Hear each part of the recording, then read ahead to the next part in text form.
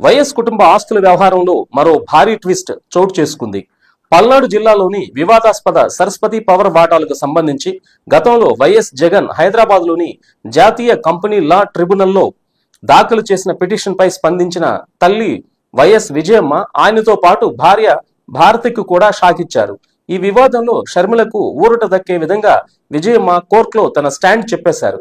Saraswati power corporation limited వాటాల కొనుగోలు, gift deed ద్వారా వచ్చిన వాటాలన్నీ గతంలో తన పేరుపైనే బదలాయించినట్లు వైఎస్ విజయమ్మ హైదరాబాద్ లోని ఎన్సీఎల్టీకి తెలిపారు. కాబట్టి సరస్వతి పవర్ వాటాలపై అన్ని హక్కులు తనకే ఉన్నాయని విజయమ్మ వెల్లడించారు.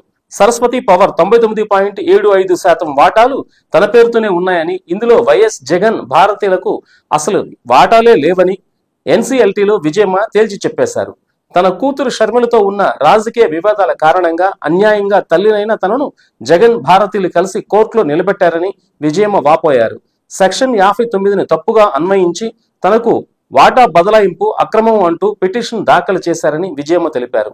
ఈ మేరకు తాము గతంలో బదలాయించిన వాటాల్ని తిరిగి తమకు ఇచ్చేయాలని జగన్ భారతి క్లాసిక్ రియాలిటీ దాఖలు చేసిన పిటిషన్లను కొట్టేసి భారీ జరిమానా వారికి విధించాలని విజయమ్మ ఎన్సీఎల్టీని కోరారు.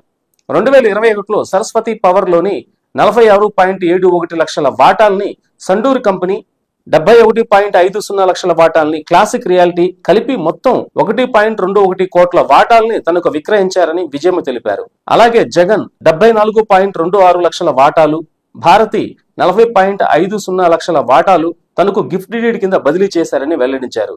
దీని ప్రకారం గతేడాది జూన్ 14న తనకు ఈ మేరకు వాటాలు బదిలీ అయ్యాయన్నారు. దీన్ని సరస్వతి పవర్ బోర్డు కూడా ఆమోదించి తనను సభ్యురాలిగా చేసిందన్నారు. కాబట్టి కంపెనీలో 99.75% వాటా ఉన్న తనను కుటుంబ కారణాలతో ప్రశ్నించడం కుదరదన్నారు. జగన్ షర్మిల ఆస్తి వివాదాలతో ఎన్సీఎల్టీలో జగన్ వేసిన పిటిషన్ కు సంబంధం లేదన్నారు. గుంటూరు జిల్లాలో ఈడీ జప్తు చేసిన సరస్వతి పవర్ ఆస్తులపై మాత్రమే స్టేటస్ కో ఉందన్నారు. షర్మిల కోసమే తనకు జగన్ భారతి ఈ గిఫ్ట్ డీడ్ ఇచ్చినట్లుగా చేసిన వాదనకు ఆధారాలు లేవన్నారు.